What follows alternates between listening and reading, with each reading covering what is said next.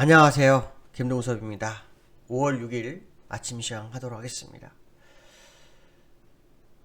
어제는 국내장이 어린이날로 휴장이어서 사실 미국 시장의 영향을 전혀 받지 않은 하루였죠.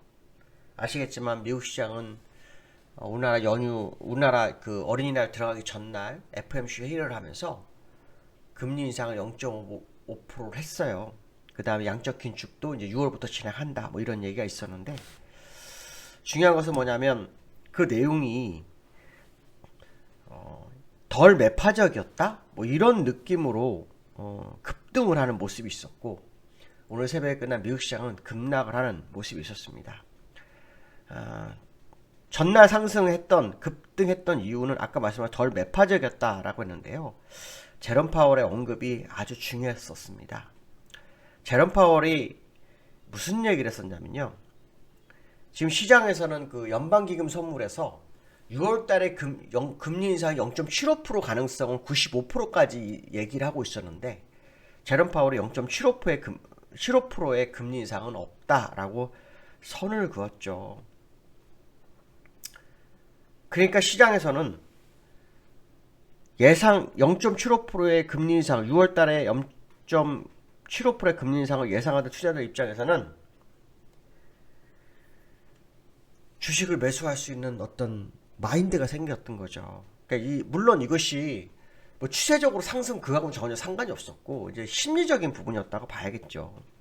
어쨌든 제롬 파월이 0.75%의 금리 인상은 적극적으로 고려 대상이 아니다. 뭐 이런 얘기를 하면서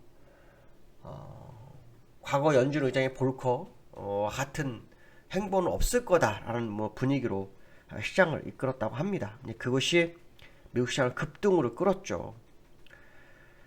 근데 이제 하루 만에 시장이 급락을 해버립니다. 나스닥 같은 경우는 5%, 장중한테 5.8%인가까지 빠졌었어요. 4.99% 빠졌네요. 다우도 거의 4% 근처까지 갔다가 만약 3%로 끝났습니다. 그러니까 전날 샀던 걸 막 패대기 쳤겠죠, 그렇죠? 전날 샀던 거를 급등할 때 저가 매수로 샀던 물량을 뭐 패대기 쳤다 이렇게 봐야 되는데, 이유는요 이겁니다. 제롬 파월의 발언이 문제가 됐다는 거죠. 무슨 말이냐면, 시장에서는 제롬 파월이 시장에 전달하고자 했던 내용이 잘못 전달됐다, 그러한 지적을 하게 됐고, 그것이 확산되면서 시장을 흔들었다고 봐야 되겠죠. 항상 보면 연준은 그때를 모면하기 위한 바람이 굉장히 많았던 것 같아요. 그러고 난 다음에 일정 시간이 지나가면 제자리로 돌아오는 그런 모습이 꽤 많았었는데요. 사실은 이 제롬 파월이 몇 년 동안 시장에 준 메시지가 솔직히 말하면 하나도 맞은 적이 없습니다. 뭐 2024년도까지는 금리 인상 안 한다고 했다가, 뭐 2023년도에는 뭐 금리 인상, 그러니까 2023년도에는 금리 인상 안 하고 2023년도에도 금리 인상 안 한다 그랬다가 2023년도에 금리 인상을 한다고 그랬다가, 이제는 뭐 2022년도에 3번, 2023년도에 3번, 2024년도에 2번 뭐 이렇게 하겠다고 했다가, 이제는 또 그것도 0.25씩 올린다고 했었죠. 0.25씩에서 8번 하겠다 그랬다가, 이제는 0.5씩 여러 번 할 수 있다. 그죠? 두세 번 할 수 있다는데 두세 번도 거짓말일 겁니다. 제가 볼 때는 아마도 8번 정도 할 거라고 봅니다. 그러니까 볼커처럼 막 0.75 막 이렇게 올리진 않았지만 0.5씩 꾸준히 올릴 거라고 저는 생각을 하고 있는데요. 그것이 이제 오늘 시장에서 이런 얘기가 나오는 겁니다. 제롬 파월의 잘못된 지적, 그렇죠? 이거에 대해서 인플레이션을 감안한다면 연준은 꾸준히 금리 인상을 할 수밖에 없다라는 식으로 시장이 해석하기 시작했는데요. 당연한 거죠. 그렇죠? 왜? 인플레이션을 못 잡습니다. 쉽지 않습니다. 왜냐하면 우리나라도 금리 1% 올렸는데요. 지금 3%대에서 인플레이션 3%대에서 소비자 물가 3%대에서 그 금리 인상 시작했는데 지금 4%대 중반이 넘었습니다. 그러니까 금리 인상했는데도 오르는 거예요. 왜냐면 인플레이션은 원래 그렇거든요. 터지기 시작하면 계속 번지다가 완전히 시장을 초토화시키고 난 다음에 싹 다 가라앉는 그런, 그때는 이제 소비도 생산도 완전히 다 줄어버리는 이런 상황이 발생하거든요. 항상 인플레이션 그래왔거든요. 근데 이제 BNP 파리바 같은 데서는 이런 얘기를 합니다. 파월이 의도했던 것과 다른 상황이 시장에 전달됐고, 연준은 시장에 다시 새로운 메시지를 줄 것이다. 이런 발언을 했고요. 칼라일 그룹 창업자 루벤스타인 뭐 이 사람들도 이런 얘기를 합니다. 0.5% 수준의 금리 인상이 꾸준히 인상할 것이기 때문에 현실로 돌아오라. 뭐 이런 발언을 했다고 합니다. 그러니까 지금 심각하게 시장이 받아들여야 될 부분인데 자꾸 우습게 받아들인 거였죠. 0.7%는 0.75%는 안 할 거야? 됐네? 뭐 이런 생각이요. 0.5% 할 건 생각 안 한 거죠. 근데 금리 인상 0.5%씩 계속 한다고 생각을 해보세요. 대출 받은 사람들 입장에서는 이자 부담감이 커지죠. 이자 부담감이 커지죠. 기업들도 돈을 빌리는 만만치 않습니다. 그래서 그랬나요? 테슬라 8% 하락했죠. 특히 M&A 때문에 돈이 지금 많이 필요한데 8% 빠졌죠. 아마존 7.6% 빠져요. 알파벳 4% 빠졌습니다. 이런 종목들이 나스닥을 아주 작사를 했는데 이게 2020년도 11월 30일 이후는 최저치를 기록하는 모습이었다. 뭐 이런 얘기도 있습니다. 그래서 어쨌든 중요한 것은 뭐냐면 연준이 금리 인상을 꾸준히 하는 거를 왜 생각 안 하고 지금 0.5% 올렸는데 다음 달 0.7%, 75% 올릴 거라는 거를 안 할 거다라는 생각을 해서 금리 인상 아예 안 할 거라고 생각을 했는지 시장은 급등했어요. 그럴 수 없는데. 그러니까 금리 인상은 지속되는데 0.75%짜리만 일단은 뭐 고려 대상이 아닌 거, 적극적 고려 대상이 아닌 거지 고려 대상이 될 수 있습니다. 저는. 실제로 해야 한다고 보고 있습니다. 왜냐면 우리나라는 아까 말씀드린 3.6%에서 금리 인상을 했는데도 불구하고 지금 4%대 중반까지 소비자 물가에서 올랐잖아요. 미국은 지금 8.5예요. 우리보다도 더블이 넘습니다. 그래서 이거는 연준이 판단 미스가 있는 건 아닌가라는 생각을 해봐야 되지 않을까 보셔야 될 것 같고요. 다우가 3.1% 하락, 나스닥이 4.99% 하락이었죠. 차트를 보시면 다우가요 장중 초반에는 상승이 없었네요. 0.6% 하락이었고요. 최저가는 4%가 하락했었네요.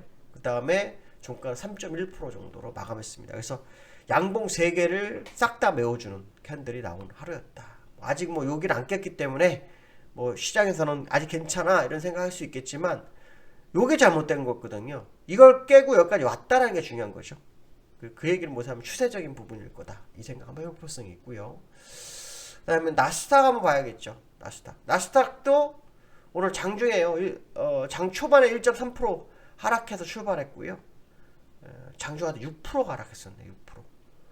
6%까지 갔다가 4.9%로 마감하고 끝났습니다. 그래서 이전 저점까지 다시 다 돌아온 거예요. 3일 동안 올렸던 거 시장이 싹 다 되돌리고 끝난 하루였다라는 것을 생각해 볼 필요성이 있겠다라고 보시면 될 것 같고요.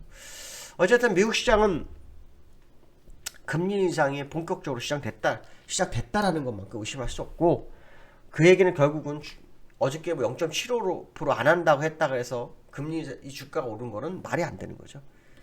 왜냐? 추세를 반전하지 못하는 반등은 의미가 없죠. 물론 뭐 주가가 매일 빠질 수는 없는 거니까 여러 가지를 한번 생각해 볼 필요성이 있을 것 같다. 이렇게 말씀드리고 싶습니다. 자, 두 번째로는 20일 금통위 금리 인상의 마위이냐. 이게 중요하죠. 이제 우리도. 지금 우리나라가 하고 미국하고 금리 그 차가 얼마 안 납니다. 그렇죠? 얼마 안 나. 0.5? 0.5 정도 나는 거죠. 그렇죠? 0.5. 그러면 여기서 우리나라 금리 인상 안 하면 6월 달에는 우리는 금통위가 없어요. 6월 달에 금통위가 없어요. 6월 달 되면 동률이 됩니다. 동률이. 한국은행이 금리 인상 할 거냐 안 할 거냐. 저는 일단 금리 인상 한다에 한 표를 던지겠습니다. 단 0.5냐 빅스텝을 할 거냐 0.25 할 거냐 싸움이 되겠죠. 6월 달을 감안한다면 빅스텝 하는 게 맞겠죠. 한국은행이 뭐 지난번 이창용 하는 총재가 그 청문회인가요? 그렇죠? 거기서 한국은행 빅스텝 가능성이 낮다라는 식의 언급이 있었는 것 같은데 어떻게 될지 좀 지켜봐야 되겠습니다. 분명한 것은 뭐냐면 금통위가 금리 인상을 안 하게 되면 금리 역전 현상을 나올 확률이 높아지는 거죠. 100% 되는 거죠. 다음 달 되면. 그러면 그때 외화가 우리나라에서 나가지 않는다는 보장이 있나 이걸 한번 따져봐야 되겠죠. 외화가 안 나간다면야 뭐 까짓 거 금리 인상 늦게 하면 어떻습니까? 근데 우리나라가 경제가 일본 경제만큼 강할까요? 일본보다 튼튼하다고 모를까? 일본하고 지금 중국은 거꾸로 금리를 유지하고 있죠. 완화를 유지하고 있어요. 근데 저는 일본이 이번에 완화는 아마 일본이 침몰하는 문제가 생길 수도 있다고 보거든, 경제가. 개인적으로는 그렇게 생각합니다. 물론 맞을지 안 맞을지 저도 모릅니다. 그러니까 우리나라도 금리 인상을 마이웨이를 할 거냐 말 거냐의 싸움인데 저는 하는 게 맞다고 봅니다. 네. 왜냐?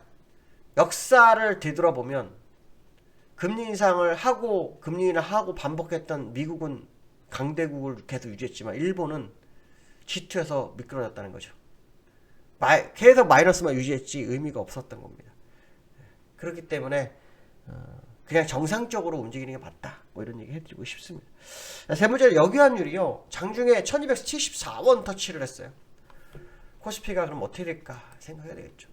사실은 지금까지 국내장이 특별한 움직임이 없었습니다.